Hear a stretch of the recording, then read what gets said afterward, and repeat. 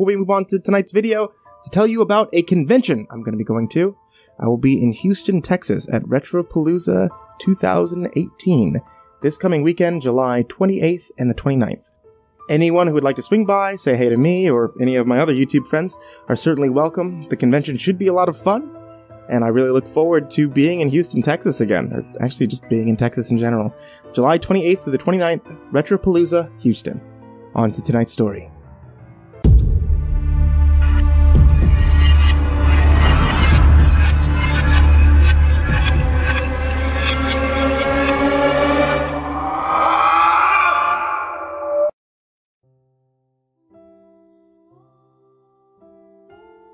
When I was a kid, I didn't know any better. Even if I could go back, what could I have done differently? Could I have changed what happened? Could I have done anything at all? It's probably not. Even so, I can't seem to help but dwell on details. Some nights, it keeps me from sleeping.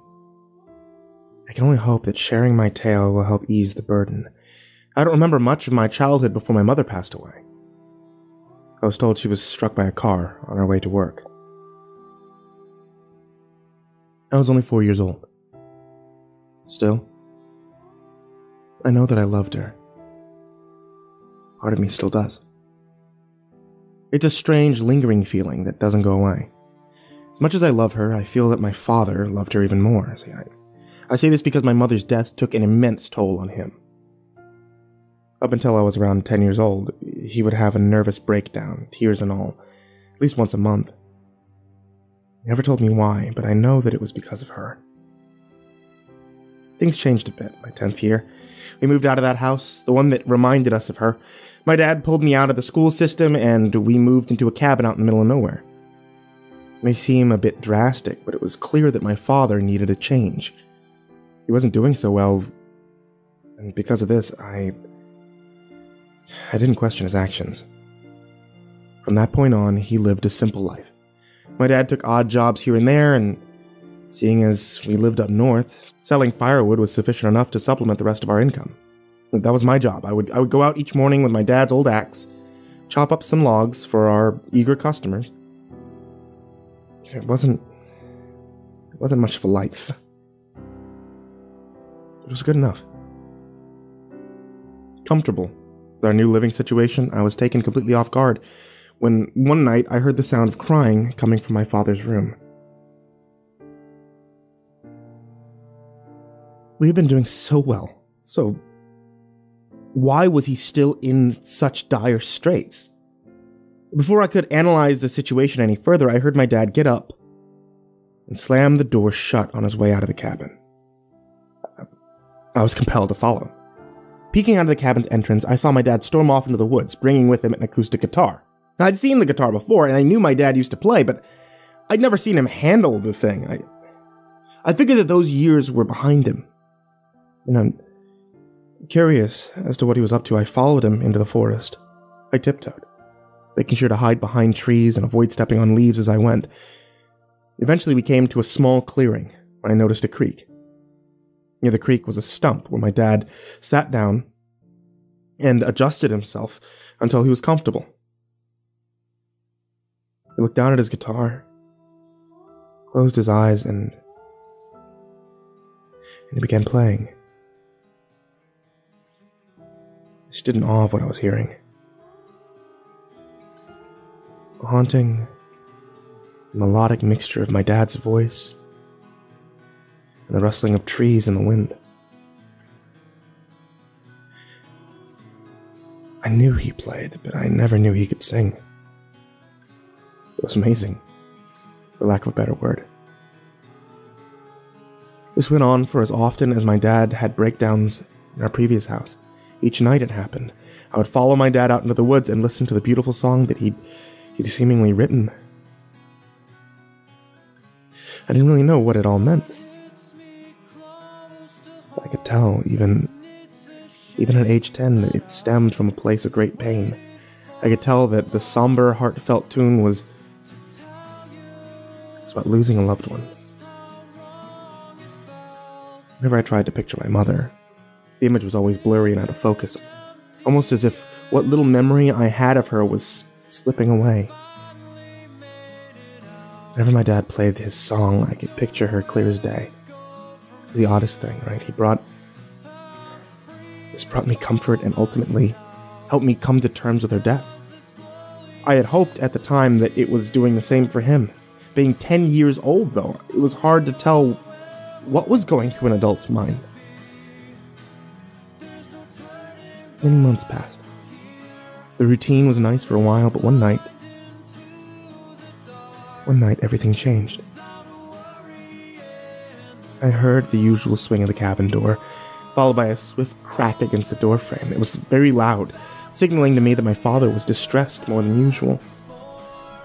I hastily made my way to the door in an effort to follow him, but I stopped for a moment when passing his bedroom. The door was open just enough for me to see the guitar leaning up against the bed. How peculiar, because I wondered why he left it behind. And in truth, there was only one way to find out. My dad was already at the creek when I arrived. He sat on the stump, motionless and quiet. He was in a sulking position. His eyes were closed. Without his guitar or voice, the forest around him was void of sound. The only thing that I could hear was the water in the creek as it trickled past us. Soon enough, my father began singing.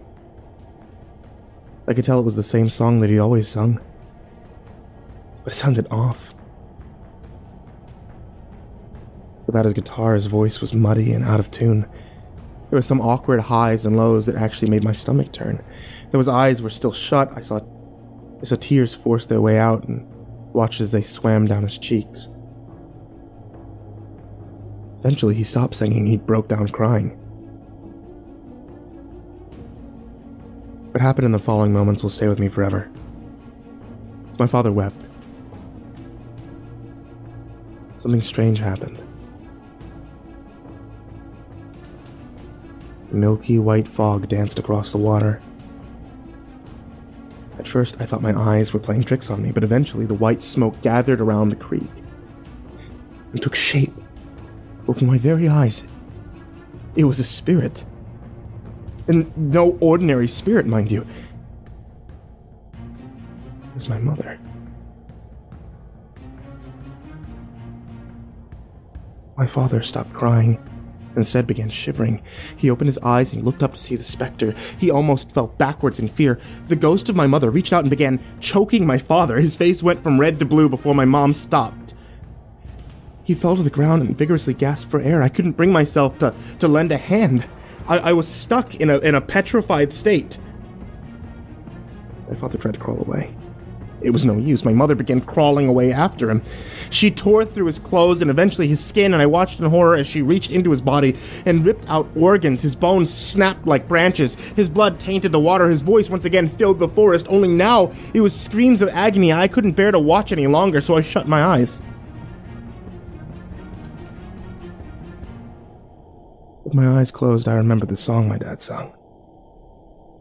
I started humming it to myself, and just like that, I calmed down. The world around me became quiet, and all I could think about was the song. The memories of my parents came through the floodgates as I hummed. Tears rolled down my cheeks. I couldn't help but fall apart. What did my childhood become? Where was I to go from there? Eventually, I stopped humming and I opened my eyes.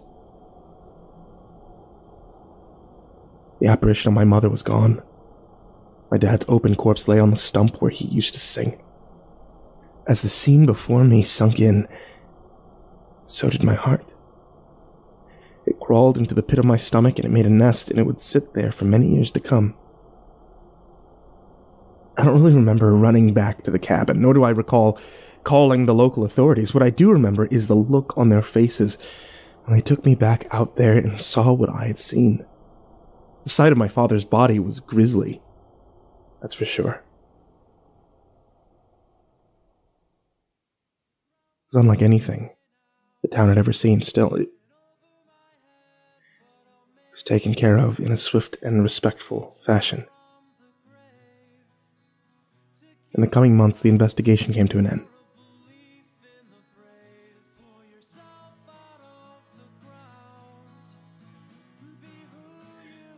Cause of death was never determined, but that doesn't mean that there was no answers found. My mother's body was found buried beneath the creek. My father's axe was determined to be the murder weapon. One of the theories floating around the town was that my dad was the jealous type. They think he convinced himself my mom was having an affair and then lost his marbles. Feeling guilty, he moved us out near the dump site so we could be closer to her. And I guess we'll never know the full story. But one thing's for certain. My mom had her revenge.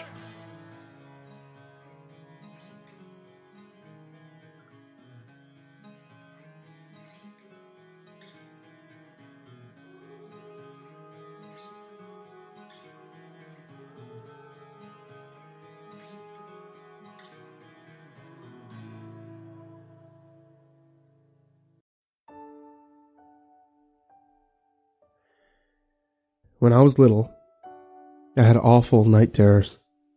Not about ghosts or monsters, but everyday things. And somehow that was always worse. A piece of rope suspended from the ceiling, advancing slowly towards me. A glass about to fall from a table, a light about to be turned on. Meaningless things taking on significance. I was a rubber band, stretching to breaking point. I woke up from these dreams hallucinating that the ceiling was coming down on me, crushing me. And every night, without fail, my mother would rush in to comfort me. I groped for the belt of her robe tied tightly around her middle, dividing her into two halves, clutching at her with drowning hands. I'd squeeze the familiar shape of her until I knew for certain I was awake, that the hands on my back were really hers. We'd sit there, my sweat seeping into her pajamas while she stroked my damp hair. She'd sing a special song to me, one she never used to sing at any other time. It didn't have words, but the tune was comforting, sweet and melancholy, kind of backwater lullaby her parents probably sang to her when she was little. She'd ask me what the dreams were about, and if I could remember, I'd tell her. We'd try to figure out what they meant. It was a kind of game. She radiated warmth.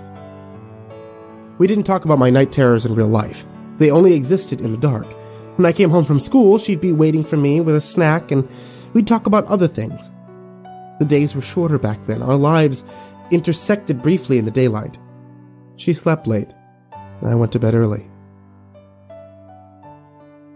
I never thanked her. Even though I meant to. I wasn't sure what to thank her for. She died when I was in college. An aneurysm. My father heard her hit the kitchen floor, and by the time he got there, she was gone. It was very quick, which was a small comfort as we prepared for her burial. The house was full of food smells and perfume that night. The neighbors had been there, all of them judging by the state of the refrigerator. My father and I sat on the back porch together in the thinning air. He was smoking a cigar, a habit my mother had always hated. The sun was going down with an awful knife twist. I remembered those late nights, those dreams. A piece of rope, the stove burner trying to light, a bottle of soda fizzing. Remember when I was a kid? Those night terrors I used to have. He took the cigarette out of his mouth and frowned. Yeah, those ones when I was little. Remember I'd wake up screaming. I always wanted to thank Mom for helping. I meant to thank her. I paused and rubbed my throat where the collar of my shirt was tightest. I wanted to ask what that song was from. Her absence was as real as her presence had been. He looked at me with his eyebrows meeting in the middle. What song? This song she used to hum. I wish I'd asked her about it. My eyes were stinging. That sucks. I wish I'd remembered. You're talking about when you were little? Yeah. You remember my screaming? Yeah. But I don't know about the other stuff. What? Oh, it said not to wake you up when you had them. I was supposed to let you wake up yourself. You'd scream and scream, but you'd always go back to sleep after a while. Yeah, because Mom was there. He settled back into his chair. You were dreaming still. About what? He stubbed the cigar out. Your mom worked nights. You don't remember, I guess. At the diner. But she came in. I remember. Nope. He shook his head. It's just you and me. No, she sang that song. He shook his head again. She always had her robe on. She didn't have a robe. You're still dreaming. No, I said. I remember. It was just you and me, bud. She worked nights for years. He up and stretched. Get some sleep. He patted my shoulder on the way inside. I sat in the chair, holding my own hands and watching the sun go down. Stairs. My father got into bed, and I heard from the open window the sound of his snoring. I sat in the chair, hands in my lap. I hummed into the dark until the sun came up. It was time to go bury my mother.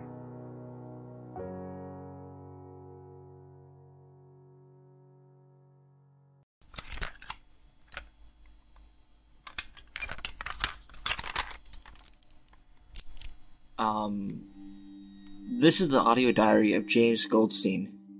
And, there's been an event.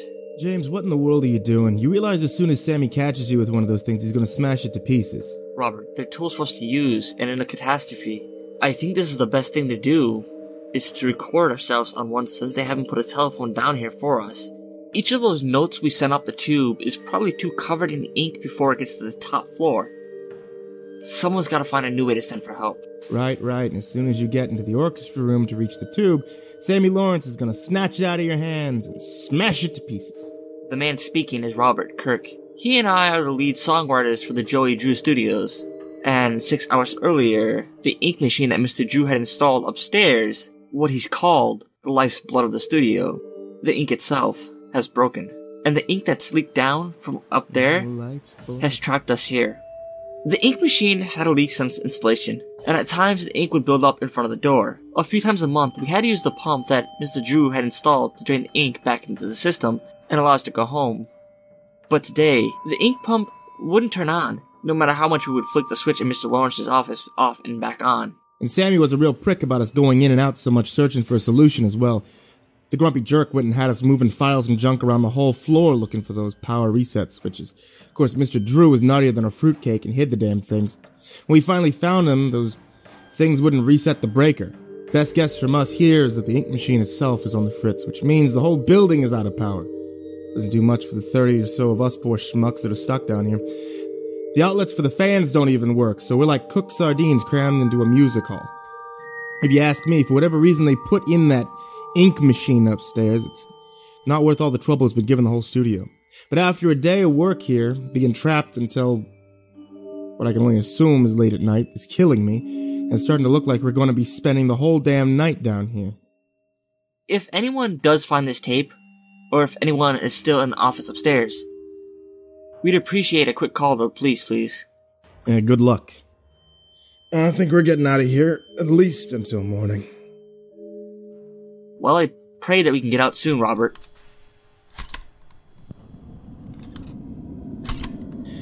Hey, this thing's working right. Okay, so This is Robert Kirk. James, I hope you don't mind me using this until you get back, but I want to say a few things. Like, one, for God's sake, I'm starving.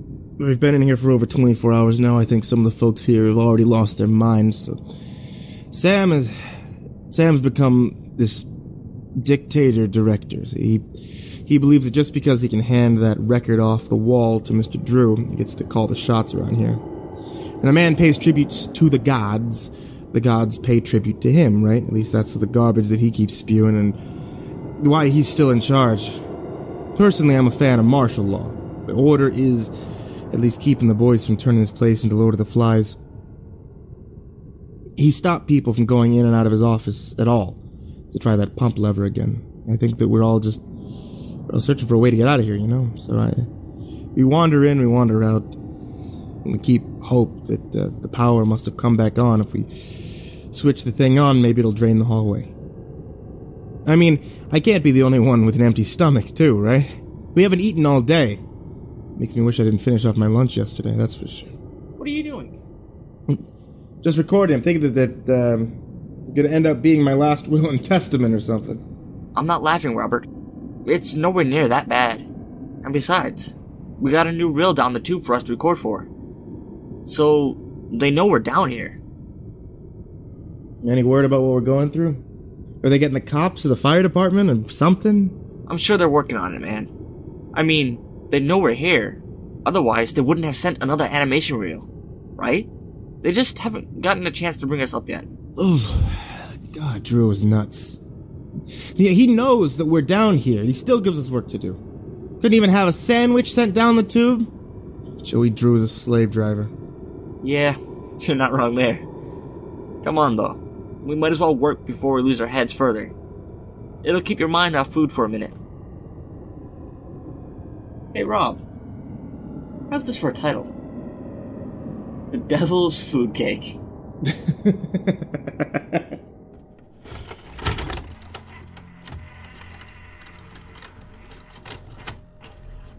They're in the recording phase now. And you can hear our song for the new episode. Devil's Food Cake. Devil's Food Cake. Turns out the sound equipment is getting power, but not the pump just yet. As a personal note, I think this is the first song we've ever composed that was written by candlelight. I'm dying, James. Come on. We weren't going to go into that. No, if there's one thing I want to record, I think it's that. I think we need it to be known that Joey Drew is fucking killing us. Just relax. No, I can't relax. It's been 3 days. I'm starving to death, and upstairs, they haven't done a thing, not a damn thing to get us out of here. I know. But you think we can send this recording up to them to help us with you cursing to high heaven about the company? Mr. Drew wouldn't... Yeah, fuck Mr. Drew. You hear me? You batshit asshole. Fuck you, and fuck you too, James. You realize that you have faith in this guy, the delusional madman who put us here, and you're willing to starve to death for him down here. With our fucking hope until you're nothing but a pile of bones in the corner. It's not going to get that bad. Oh yeah? Prove it. Tell me how we could live one more day. We need food and water, James. It'll be okay. Just, you heard about Jacobs. Jacobs, yeah, Jacobs. Yesterday the fool was trying to kill himself. No, he wasn't. I think he was onto something. Okay? I was listening to Mr. Lawrence talk about his idea. He thinks that the ink might be edible in small doses. God. Oh, God, is that... Well, that shit's all over your hands and your face? I thought you were just walking onto more of those leaks. Listen, it's not poisonous. It's not... James, listen to yourself. It's been 3 days. 3 days, and you're trying to drink black ink? Get a hold of yourself. You'll be dead faster than you could starve yourself out. No, you're right. I don't know what's come over me. I don't know what I'm doing. Get a grip, okay? We're not gonna let that Sammy Lawrence asshole get us acting all crazy as him. And listen, turn this thing off.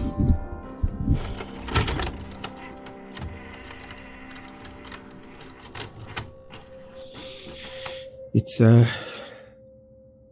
been a week. Still no sign of us getting out of here. Those assholes upstairs even sent us another animation reel to work with. James and I wanted to refuse, but Sammy, scum-sucking Lawrence, came into the room. He made us get started. The guy looked wild when I saw him. Ink all over him from head to toe. He lost his shirt. It just looked like a shadow walking into the office. It almost scared me right out of my skin. Must be all the ink that he's been eating. I don't think I could blame the guy. James broke me finally. I got far too hungry, I had to have something. I couldn't just give up, so I finally started, the stuff tastes awful, but at least my stomach wasn't empty. Makes you crazy lightheaded, though. Passed out for, I think, a few hours after I had my first handful, but I could drink the stuff on my own now. I'm not dead either, which I feel like is a good thing. If I drink my way out of here, you don't need that pump anymore.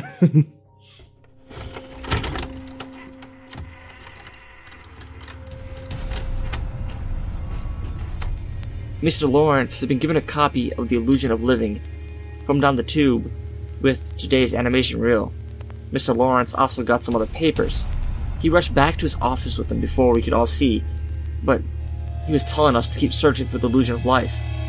Mr. Lawrence is doing a great job of leading us. He discovered that the ink could keep us alive and fed when we all thought we were goners. So, if he has an idea about how to get us out, and that we should just keep trusting in Bendy and the illusion of life, then who are we, really, to argue? The place here gets darker as the days go on, though. It's slowly being covered with more and more ink. The ink machine upstairs still hasn't been fixed, but I think we're all coming to grips with the new life down here. I do hope I get up to my wife again, though. Poor girl must be worried sick. Oh well.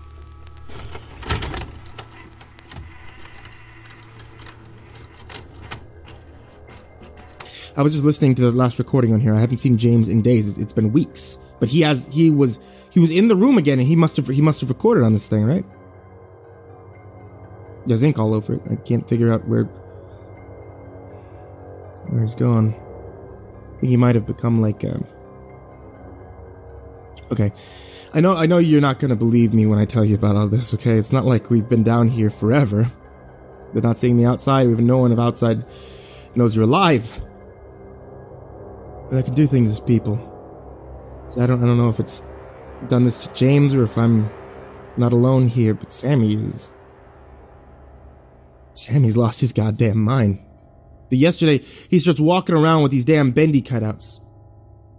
How he got so many of them while he's down here, I have no fucking idea, but he put them around the place in the recording studios, and he says that it lets him watch us. It'll make us feel safe, but hearing him say that made me feel uncomfortable. Knowing that some bug-eyed cartoon characters watching is making me feel even more uncomfortable. But everyone was nodding and taking in his words like they liked it. I mean, maybe I'm the asshole here, right? I feel like maybe I'm losing my mind. What do they know that I don't? Yeah. But Sammy kept going on about drinking the ink 3 times a day. It's required. Keeps up this illusion of living. I think this book that he found is going to his head, right? This is one of those Joey Drew books of the illusion of living. Better, it's the ink. And the thing is, I think the ink's going to everyone's head. I can't hardly stomach the stuff. See, I don't have a choice. I have a few drops a day. That's all I can stand. I watched some of the boys come from the recording studio and they were bathing in this stuff. One of them rose out of the ink when I came by, the leak, like Bela Lugosi out of the Dracula movies. Nearly shat myself, swear to God. He just shuffles out of there and slapped an inky set of hands on my back, and I could see speckles of white from his teeth as he smiled at me and continued out of the room, leaving a trail of ink behind him as he dripped. This place is a madhouse. It's becoming a living hell, and it's because Sammy fucking Lawrence is leading us there. What's sad is that we're all following him. We're all following him like goddamn lambs to the slaughter.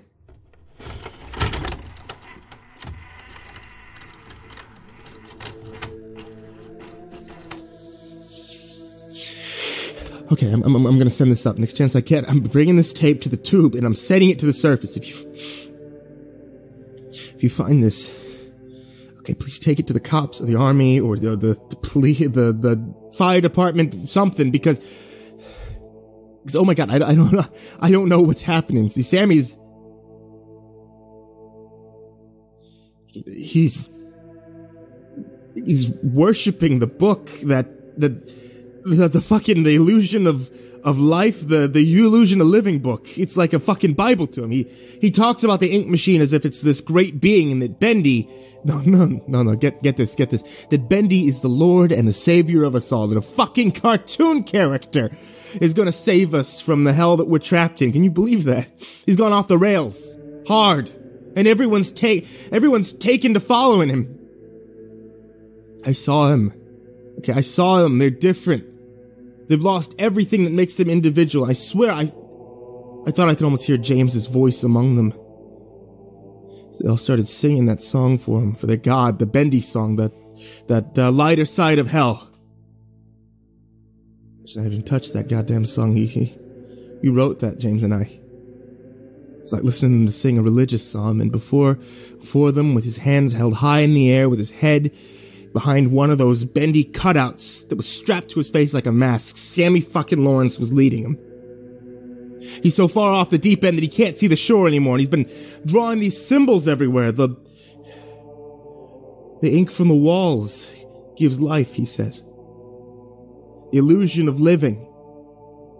We're all just part of the illusion of living, and I'm afraid he's gonna start killing some of us off. You know, if the ink hasn't already. Someone needs to help us. Please, we need to get out of here. I need help. They all need help.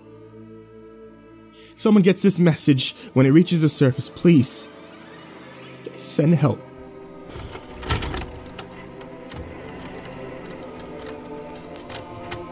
We found a traitor of the god, our savior.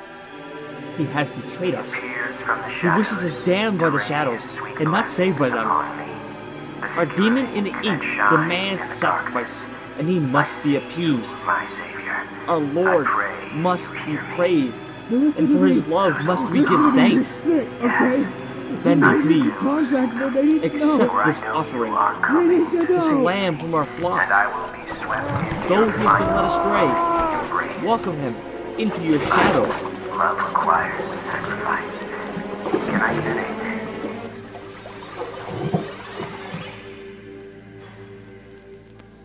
I said, can I get an amen?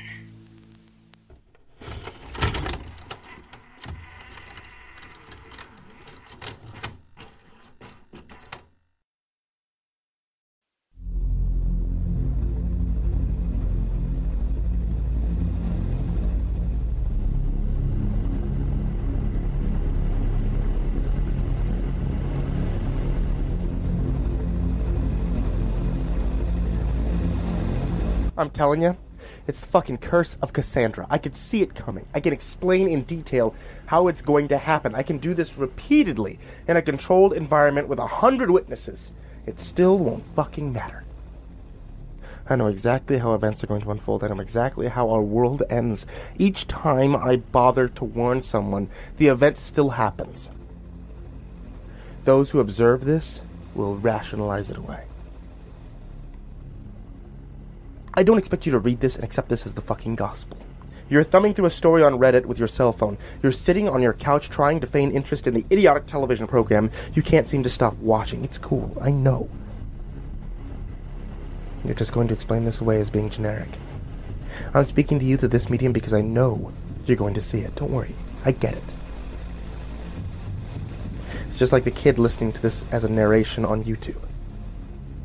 She thinks she's just listening to a creepypasta. She has a crush on the narrator, whatever. Not judging. The thing is, you live in a house with 6 different creatures that would as soon as eat your kidneys before putting up with your karaoke rendition of that new Meg Turner song one more time. It's cool. I'm sure you're just lying there with your 2-in-1 tablet laptop thinking I'm talking to someone else. Denial is great for those sleepless nights. Hint. You're about to die. You see, all I have to do is think about you, and then I see you. We don't have time to go through parlor tricks and or demonstrations. It might be easy to dismiss this, but there is one very specific person I'm talking to. Yeah. I'm talking to you. Look, we need to cut this short. You have maybe 5 minutes to live. For the last 5 times you felt short of breath. When you first wake up in the morning, you wake up with a bad taste in your mouth, you cough, and there's phlegm. Each time, it seems like you get a little less rest than the one before. Seem familiar? Cool. So what I want you to do right now is pull out your cell phone and call Ashley. She isn't going to read this. She won't listen to it. You're fucked. The eggs are going to hatch in your lungs any minute now. You need to call Ashley and tell her that her keys fell behind the dresser in her parents' room, okay? I know. You're pissed that you're about to die. I feel for you. But this is very important. Ashley has to know where those keys are. If Ashley has those keys, she might just survive. Ashley might survive. Okay, so the rest of you that are shaking your head in disbelief, I get it. Equal amounts of cognitive dissonance and confirmation bias help you buy into the lie that we live in a completely physical world. You are about to believe that the monsters aren't real. Buy into the stigma. Assume that I am mentally ill. Move on. Have fun laughing at how preposterous this all sounds, but call Ashley. Tell her that the keys fell behind her parents' dresser. She may very well be the most important human being on the planet. She is the only person I've ever seen 2 futures for. In the world where she forgets those keys, we all die within the year. In the one where she finds them, the monsters never come out of the shadows. You're right. It's just a normal cough. I'm sure that tingling in your chest is nothing. That certainly isn't the offspring of an infernal creature using your meat to incubate its larval children. Yeah. I'm sure you're fine. But call Ashley.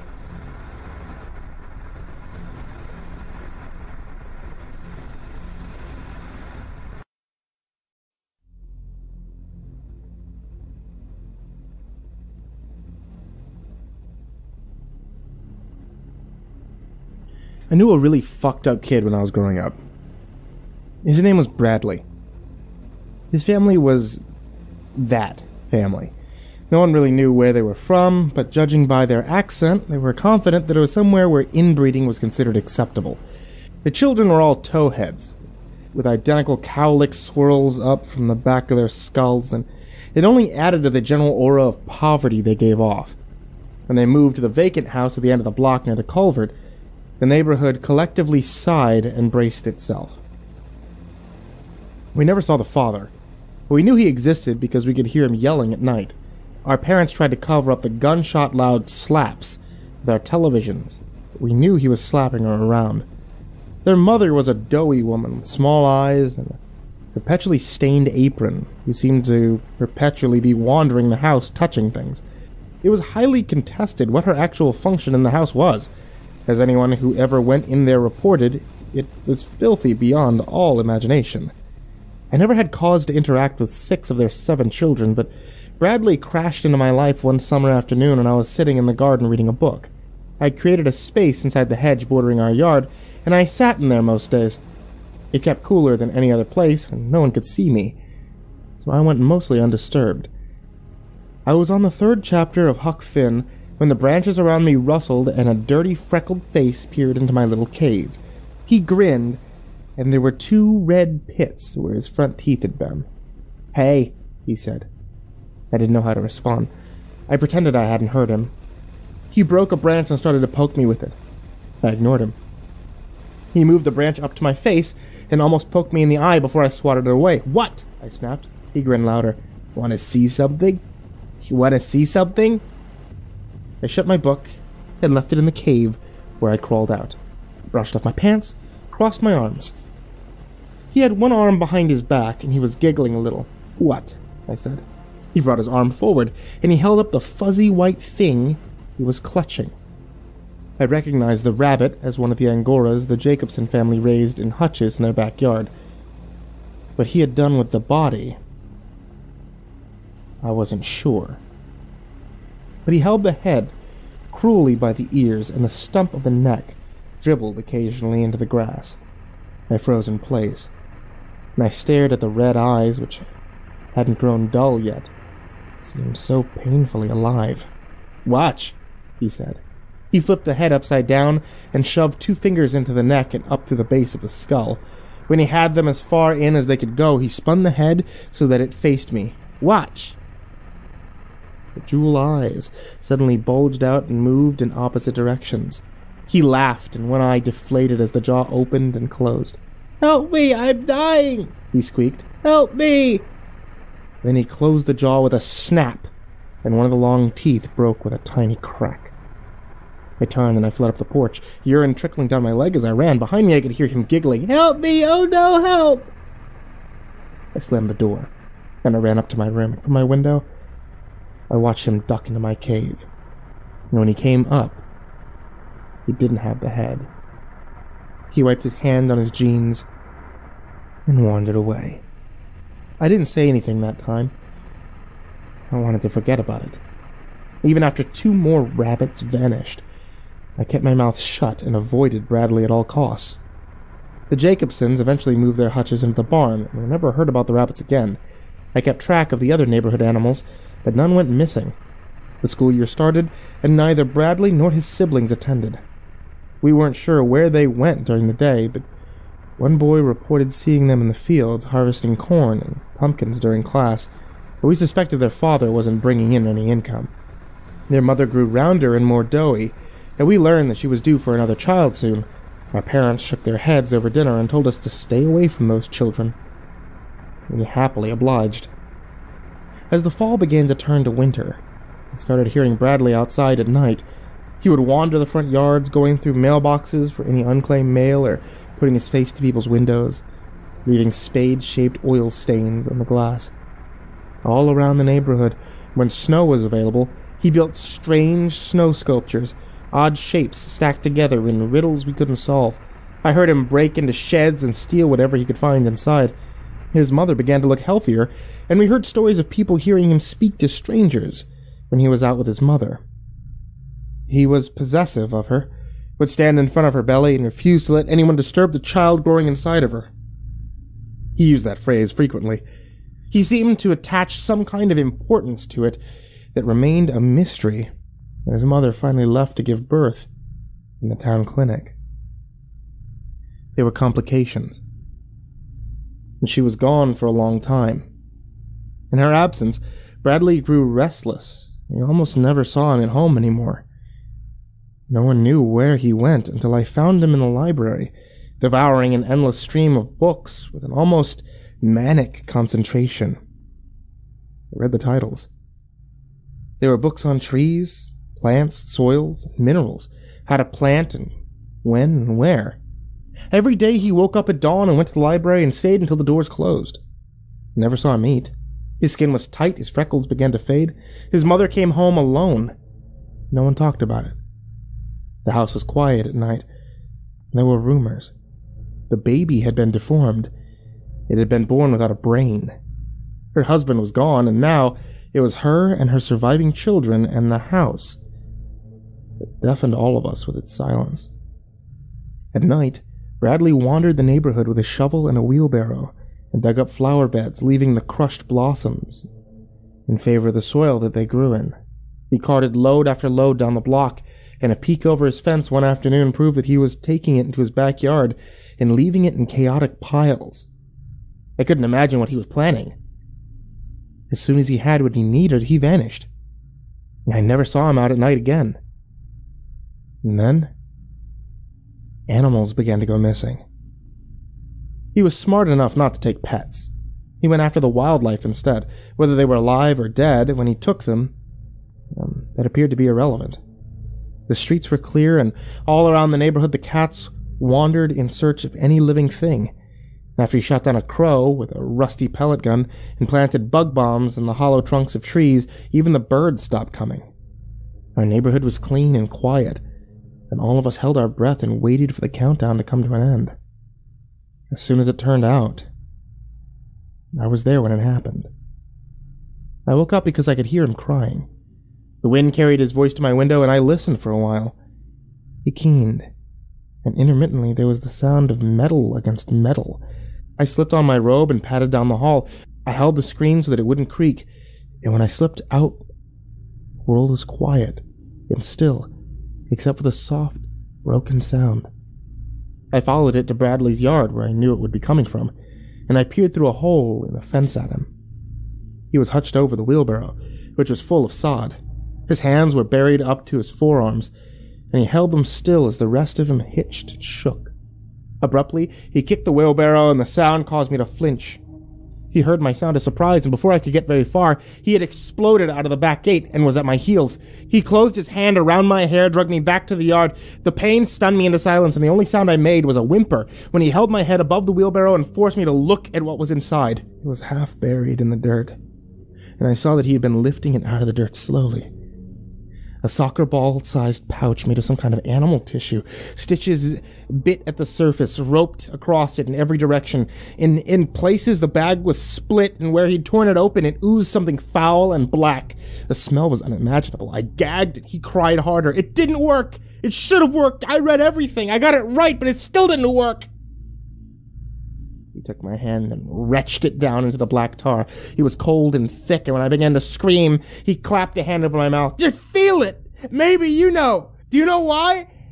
And in the bag where my hand had been thrust, I could feel the porcelain surface of bones and the bristle of hair. I struggled, and he held me tighter. I put all the right materials in! It's got bone of calcium and everything! He pressed against me, and I could feel the sickly fever heat radiating off of him. Homunculi don't even need it, but it didn't hurt, right? Is that why it's dead? Is that why? Something in the bag shifted, and as I struggled with a final heave, I managed to break free. I shoved him into the wheelbarrow, and he caught himself with the barrow tipped. The contents cascaded onto the lawn, and the bag exploded with a wet pop. He wailed and fell to his knees, trying to gather the contents to his chest, and as she fled, she looked back to see him staring after her. Her eyes dark and wide. I was gonna give it to her, he called. Why didn't it work? The entire way home, I could hear him screaming. Even after all the lights came on and I was running my hand under scalding water, I could hear him scream and scream. Why didn't it work? Why didn't it work?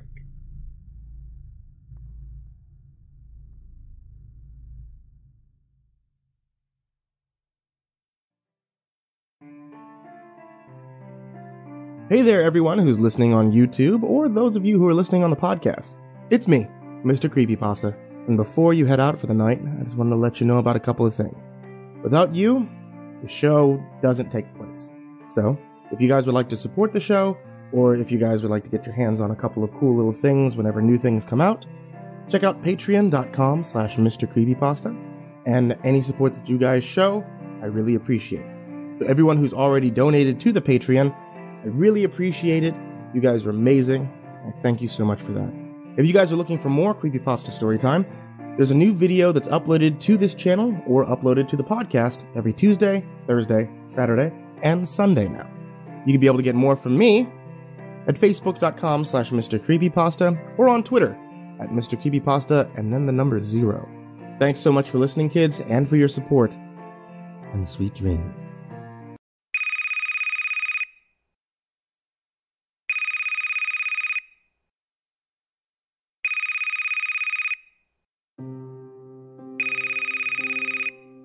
There's a landline phone in the cabin where I'm staying to finish my novel. Cell service is practically non-existent, and God knows you won't be seeing any major broadband providers stringing lines around here for another 50 years. I can get online using a 56K modem and connect to a shitty long-distance ISP, but I'll be damned if I'm getting more than 14.4 speed whenever it's windy out. And it's always windy out. My plans for the days were pretty simple. I'd get up around 7, have breakfast, and start writing by 8.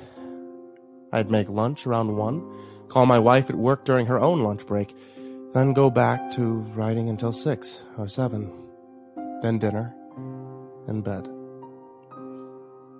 On Saturday, when I picked up the phone to call Tasha during her lunch, the dial tone sounded off. It was pitched differently. You know how all the landline phones in the US have the same tone, and you get used to hearing it every time? Well, it wasn't that tone. It was pitched higher. It was as if the normal tone is an A note on a piano, and the strange one on Saturday was an A sharp. The difference wasn't big, but it was definitely noticeable. At first, I was fairly certain it meant that there was a problem with the line, but when I called Tasha, the call went through without any problem at all. The sound quality was no different either. I forgot about the dial tone until last night when I went to call Tasha before bed. Again, the pitch was off. It wasn't merely the difference between A and A sharp, though. It modulated slowly, as if sliding up and back from A to A sharp. The tone wasn't pure either. There was static in the background. The wind outside had picked up, so I assumed it was affecting the ancient copper lines that crisscrossed the woodland county. The static waxed and waned with a modulating tone. I pressed my ear to the receiver, suddenly intrigued. There were voices in the static. I couldn't make out what they were saying over the interference in the tone, but they were unmistakably voices. There must have been some wire crosstalk over at the switching facility. I dialed Tasha, and we talked for a little while. While we spoke, the wind outside intensified. Earlier, when I'd gone into town to get some groceries, the locals told me that we were in for some snow. I assumed it was starting. Tasha and I were saying our goodbyes when the power cut out. The room was utterly pitch black. We finished up, and I fumbled in the dark to hang the phone up. With a sinking feeling, I remembered I'd forgotten to get new batteries for the 2 flashlights I kept in the kitchen. I carefully walked over to the desk and opened my laptop. Weak, pale light filled the room and cast bizarre shadows against the walls. And despite being 42 years old, I felt scared. I wanted to make a fire in the fireplace, but I'd neglected to bring any wood inside. It's rare that I make a fire. I'm always paranoid about accidentally burning the place down. Still, it was a risk I was willing to take in the face of impending Stygian blackness of the cabin once my laptop died. I bundled up and went outside. It was somewhat brighter out there than in the cabin, and I could see snow was beginning to fall. There wasn't much, but with all the wind, it still looked and felt like a blizzard. I grabbed an armful of wood from under the awning of the side of the cabin and headed back inside. As soon as I opened the front door, I heard it. The phone had fallen from its cradle, and the receiver was emitting extremely loud, dissonant tones. This time, the sounds were entirely unlike anything I'd heard from a telephone. The tones swept through octaves like a damaged siren, frequently punctuated by bursts of static, and beneath it all, the unmistakable timbre of human voices. The hair on the back of my neck stood erect, and my skin's topography was reconstructed by goose flesh. Buried inside the wailing of the dial tone and the blasts of white noise, I could make out individual words. New.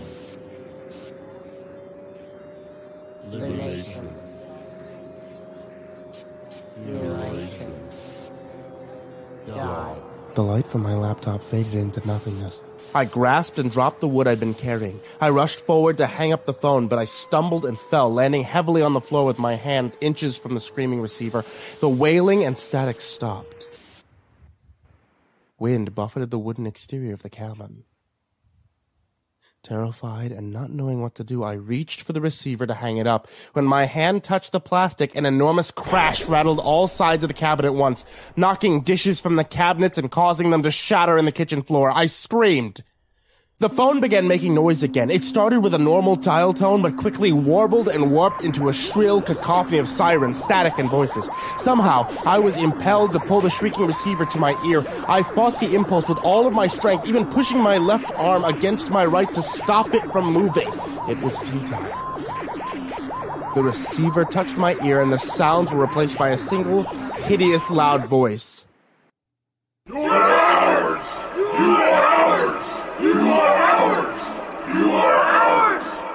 A needle of indescribably cold pain pushed through my ear. I felt its frigid length puncture the eardrum with a horrible snip sound, changing the blaring voice to a distorted buzz. Still, I felt the pressure of the intense volume against the destroyed membrane as the pain traveled deeper and deeper into my head.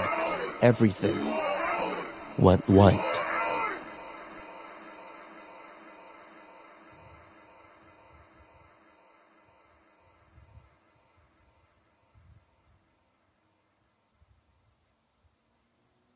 I woke up on the floor this morning with a splitting headache and a pool of dried blood in my right ear. The events of the previous night flooded back, and I scrambled to my feet in terror. The wreckage of the kitchen was strewn across the floor. Framed pictures of Tasha and me had fallen from the walls and shattered on the hardwood.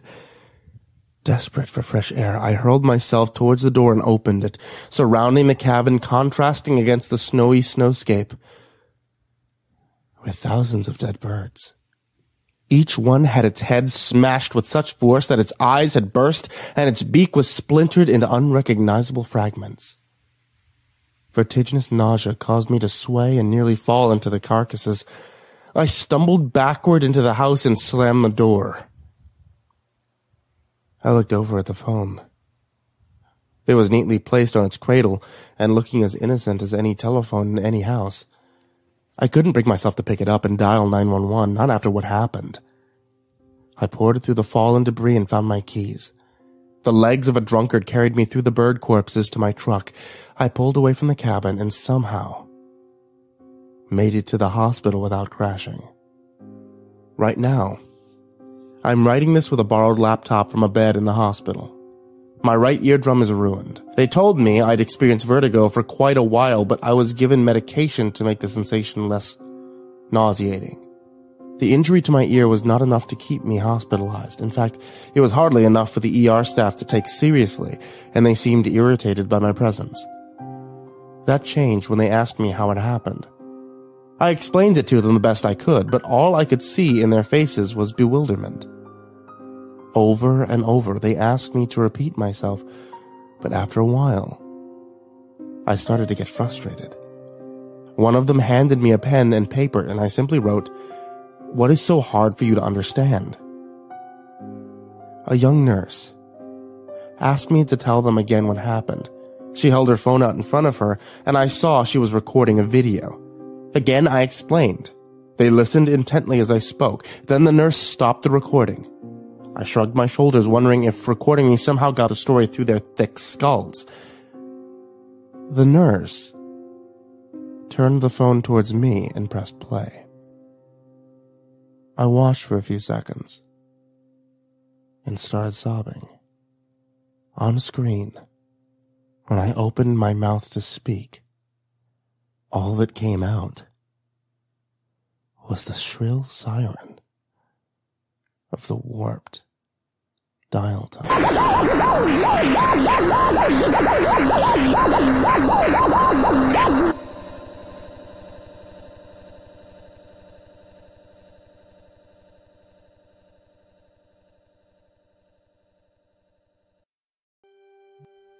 My uncle worked for the State Department. He died a couple weeks ago.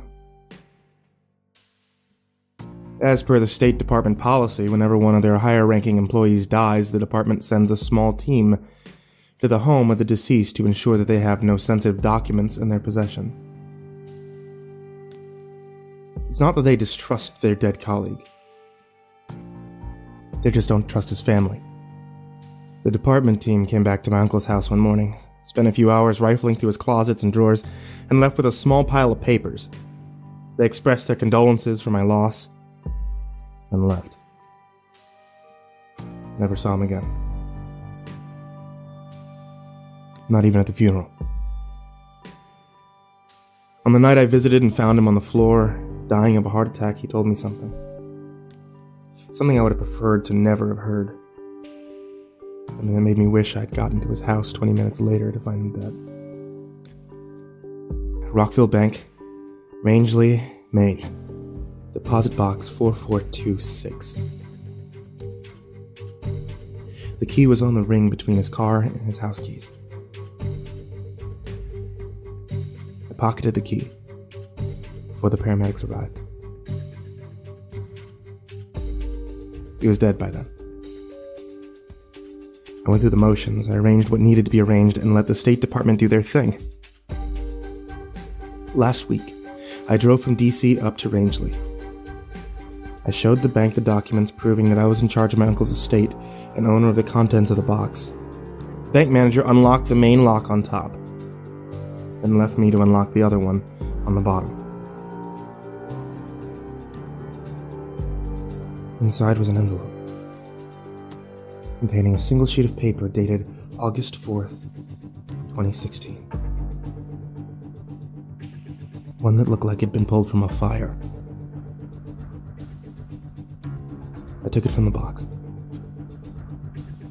left the bank, and I read it in my car. I have to preface this by saying that I've never been one for conspiracy.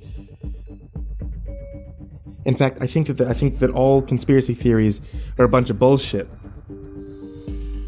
I think we landed on the moon. Okay? Oswald killed Kennedy.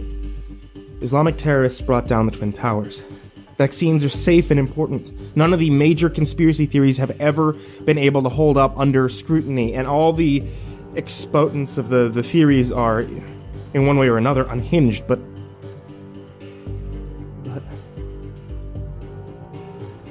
there's nothing inside me that can adequately explain away what I read on that sheet of paper.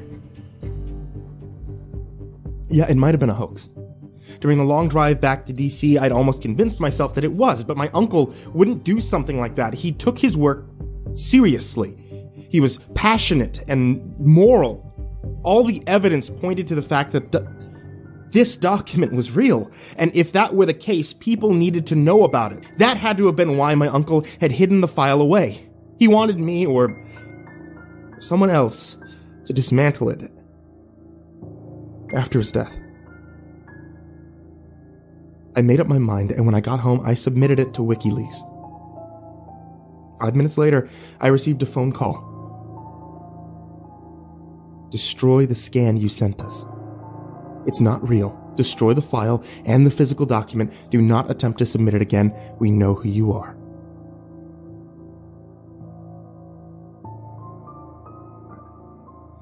I hadn't provided any personal information to WikiLeaks. They don't even ask for it. And hardly anyone has my phone number, plus no one else knew that I had that document in my possession. If anything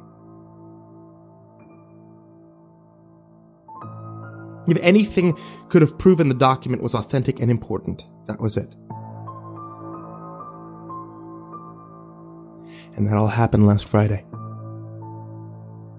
Every day since then, I've gotten calls from different numbers, all asking the same question. Is it gone?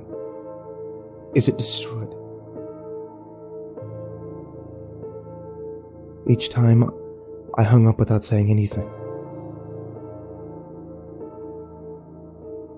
This morning, though, the voice on the other end said something different. You will die if that document is leaked. I hung up and I called the police. He said that they would send a car over, but I'm still worried. I'm going to destroy the document. But not before I record it here. Not before I put it online. Even if they get me, even if they kill me, I'm not sure I want to continue living in a world where the content of that document is real.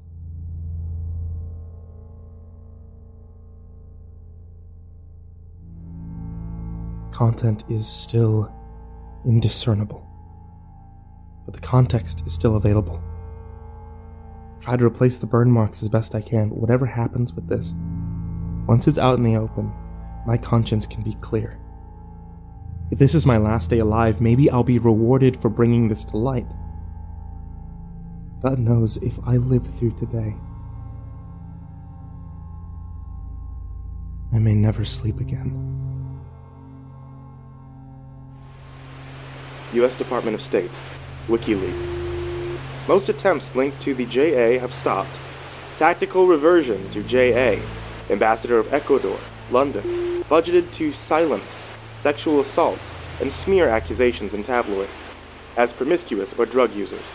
JA has accepted the GBP sum in exchange for keeping secret US, UK, BZ, IT, for refugee experimentation via biological, chemical, radiological, refugee populations in SY being moved, though ciprofloxacin shortage makes it difficult to keep enough alive before reaching BZ and IT labs. JA accepting variable sums to holding back information. Sick and dying refugees. JA received cables from RU, RE, US initial success in UK lab.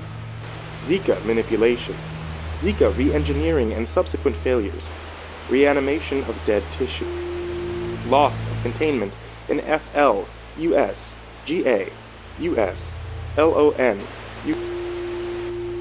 bodies regaining movement and autonomy. Following brain death. In some cases, full recovery. Motivation alter. WikiLeaks and JA rejecting. Reports for GBP 1 mil per Google, Yahoo, Microsoft, and other complying. Final note.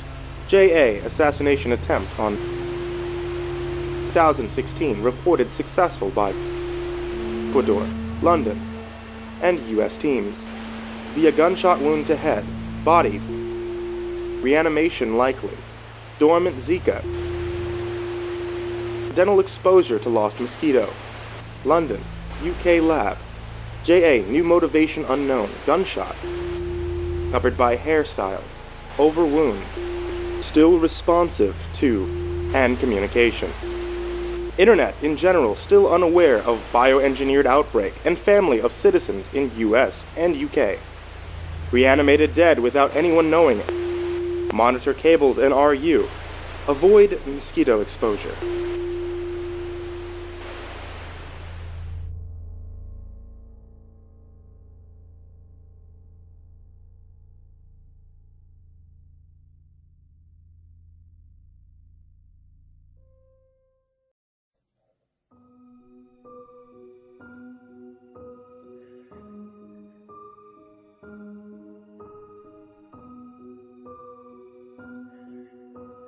A few months ago, I'd been browsing Tumblr for interesting things. And that was the day that I found Zafas. Zafas had a normal-looking blog at first glance. I mean, typical vintage pictures, images of celebrities, food, etc. I followed her for some movie gifs, but then, just last week, she posted some text under a Read More label and tagged personal. But curiosity got the better of me, and I opened the text post. I'm typing this because I need to get something off my chest. It's not a matter of gaining attention, it's a matter of just talking. Anything to talk. I haven't talked in so long. I can't remember the exact dates. It's all like a blur to me. Well, almost all. Almost all. I was sleeping in my bed, and I could swear I saw the shadows. It was standing outside that little glass door by my bed, and I could swear I had sleep paralysis. I read about it, and I knew, even though I could move my left arm, I couldn't move anything else. It was terrifying, I think. And it was just the first night. The second night, I faced from the door, opposite-like. And then the knob, it rattled. It rattled so bad, it was so loud. It was slow at first, real slow, but then it got louder and faster, and I heard the glass being tapped. And I knew it had happened again, but my left arm was pinned under my sleeping body, so I couldn't tell if it was the exact thing or not. But it stopped after a while. Maybe because Maybe because it thought that I wasn't awake like last time, or I just got tired of looking at my back. I mean, backs are boring. What a pretty face. And then there was a third night. Some weeks later, I thought that it gave up. It didn't see me as fit anymore or something, and I was very, very glad. But that night, I was on my back, my head turned to the door. I shouldn't have been looking at the door. I didn't mean to. It was my fault, all my fault. I heard it coming on the grass, like soft feet padding through it. Then the falls on the planks of the staircase, the deck getting closer. Then a body shot to the rail, like a blur, a black blur. I didn't see it until it was too late. Its face was pressed against the glass, all black, and the grin, you could see white teeth and gums, nothing more. Just grinning. Long neck attached to a body, and had spindly arms and legs that bent the wrong way. It began to bash its ugly face against the glass door. The glass was cracking more and more with each bash. I want your pretty face, and I couldn't move at all, only my left arm, but it felt like every time I raised it, and it bent it, it's gone. It's bending in another way. It grew out further. It was really not usable at all anymore. I could just lay there as the glass gave in, and its head burst in, but there was no sound of the breaking glass. But I told myself, this is paralysis, it's a dream, it'll disappear, like all the other dreams. But it's like so long since I talked to anyone. Please listen.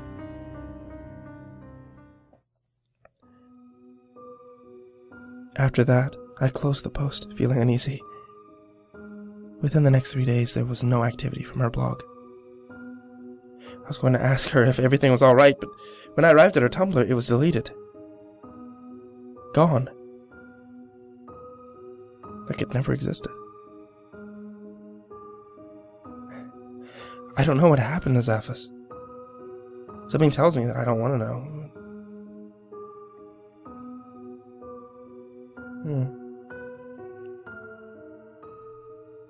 My left arm hurts.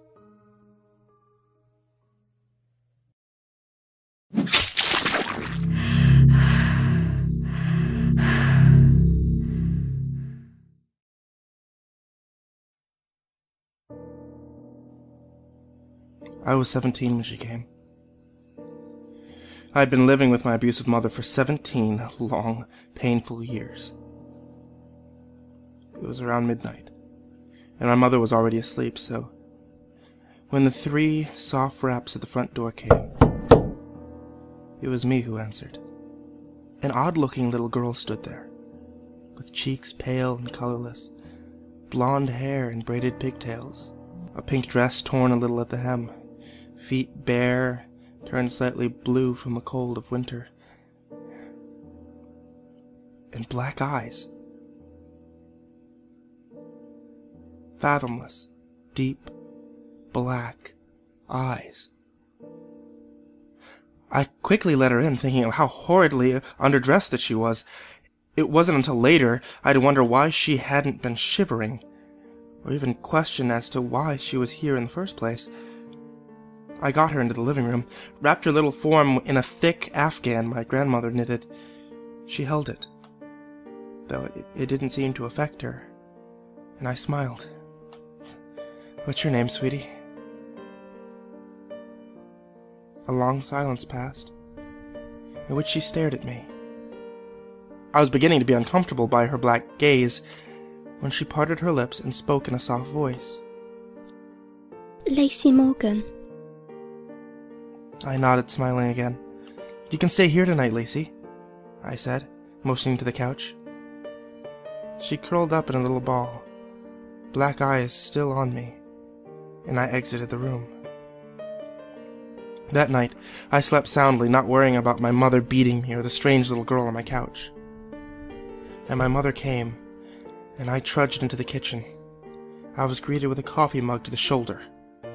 I gave a feeble shout of pain, staring at my mother. "What the hell did you do? Why is there dirt on the couch?" she shouted, confusing me greatly. Upon investigation, I found that Lacey had vanished. The only proof that she'd been there, being some dirt that must have fallen off of her dress or feet. I took responsibility, earning myself a strong hit to my cheek, then left for school. While there, I heard something that sent chills through my spine. A Lacey Morgan was found dead last night. I passed the day waiting for any more news on the subject, but none found. Upon arriving home, the news was broadcasting a live report on her, though. Lacey Morgan, 6 years of age, was reported dead at 7 last night. Her body was located in the backyard, buried there in her pink dress. So far, there's been no sign of her mother, Marissa Morgan, who is suspected to be the killer. And Marissa has reportedly abused Lacey multiple times and may be responsible for her death. A picture of Lacey appeared on the screen. She appeared very close to how she had been when I met her. Blonde hair in braids, pink dress, pale face. Only her cheeks had color, and her eyes were baby blue. To most this would seem unimportant, but to me, it was very important. I died, leaning into a small hand. Never again, Lacey whispered, before her hand vanished. Not 10 minutes later, I heard my mother screaming. I rushed into her bedroom, nearly fainting at what I saw. My mom was thrashing wildly on her bed, a small creature having buried its face into her chest. I could hear the sound of flesh tearing, and my mother's screaming increased in volume. I wish I hadn't gotten up. Later on, I'd tell myself that I hadn't, but I had. So when Lacey pulled back from the gap of the hole in my mother's chest cavity, I had a plain view of razor-sharp teeth, glinting in the light, glinting with my mother's blood.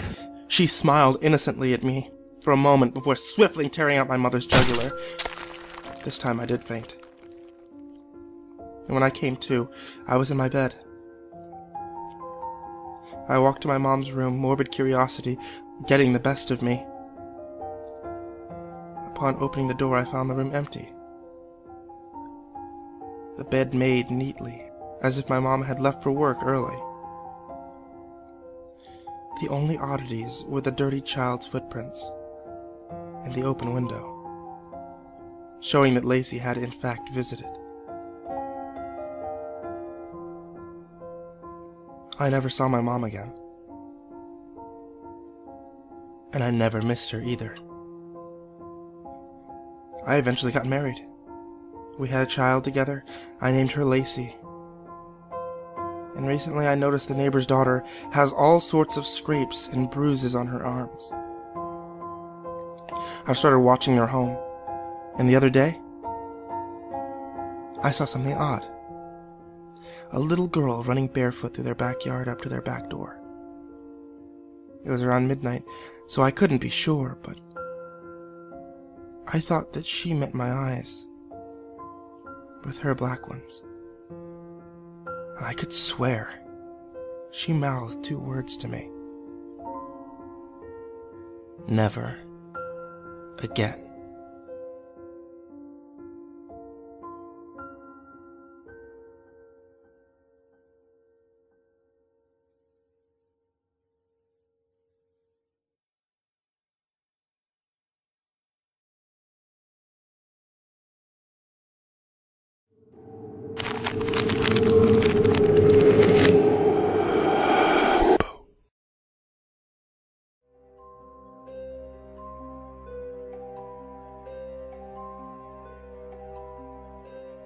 When I was younger, I lived with my father and his mother. I was the only child, a girl at that, and my father was very protective of me. My grandmother, on the other hand, hated me. At first, she would just yell at me and shove me around when Dad was at work. But it escalated. Quickly after he started working longer hours to make ends meet. I rarely saw my father at that point. For 4 years, she did things that I can't even bring myself to think about. Not even enough to share it. For those 4 years, I prayed and I prayed for release. I prayed that I prayed and wished for her to die. To God or whoever would listen. My dad probably would have believed me if I'd had a chance to tell him. But she'd make me feel as though I were an abomination over the years. That I just couldn't bear it anymore. After she killed my kitten and made me bury it. At the age of 13, I attempted suicide by hanging myself in my closet. Apparently, I didn't know what the heck I was doing. And the bar in the closet that I had tied myself to fell on my head and knocked me out. I pulled myself up and headed to sneak into the bathroom without the monster to catch me and give me another beating. As I left my bedroom, I caught a whiff of something very, very rancid. Like vomit, burning flesh, and blood. I knew all of these smells fairly well, considering what my grandma had done to me. And I thought for a moment that it might have been my imagination. Or her making something disgusting for me to eat.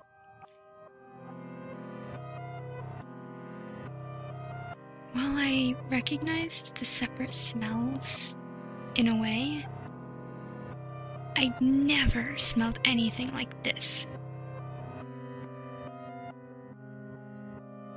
As I got closer and closer to the stairs overlooking the living room, which was right across from the bathroom,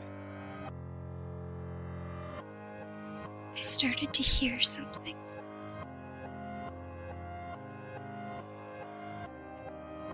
Faintly at first, but suddenly it seemed so much louder. My head was pounding. My heart was pounding. And all I could hear was gurgling. The smacking of lips. Squishing. And then a horrible ripping sound. The mere idea of peeking over the stairs and into the living room was suddenly so profoundly frightening that I almost just went back to my bedroom. But strangely, it was easy to just look. What I saw in the living room will never leave me for as long as I live, in more than one sense.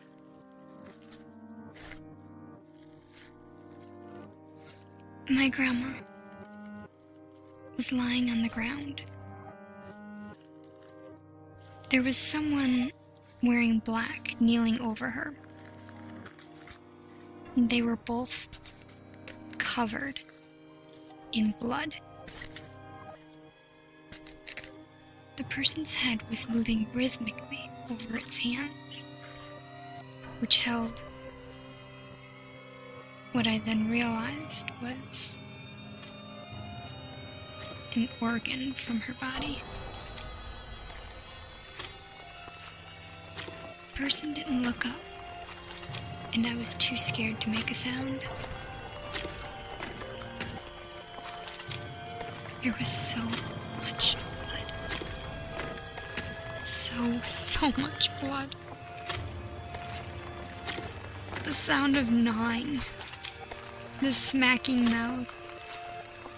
The snapping of her organs as they were ripped from my grandmother's body.